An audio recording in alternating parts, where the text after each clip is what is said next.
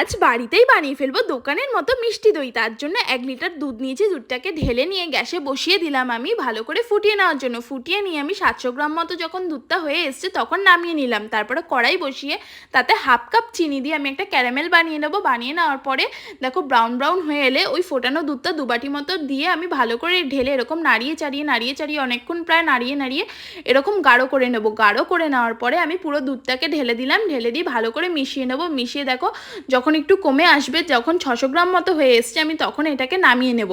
নামিয়ে নেওয়ার পরে আমি আজকে টক দই দিয়ে, ঘরে পাতা টক দই দিয়ে আর কি দইটা পাতবো। তার জন্য দইটা যেই বাটিটাতে পাতবো সেটাতে মাখিয়ে নিলাম। আর কিছুটা পরিমাণ দই নিয়ে দুধটাকে ভালো করে মিশিয়ে নিলাম। মিশিয়ে নিয়ে বাটির মধ্যে ঢেলে দিলাম। আবার আমি এটাকে 5 ঘন্টা মতো রেখে দেবো। পরের দিন সকালে আমি দেখছি দেখো দইটা কি সুন্দর হয়ে গেছে না। কিছুক্ষণের জন্য ফ্রিজেও রেখে দিয়েছিলাম। ঠান্ডা ঠান্ডা এই দইটা খেতে কিন্তু দারুণ লাগছিল। তোমরা বাড়িতে এইভাবে বানিয়ে খাও, দেখবে খুব ভালো লাগবে।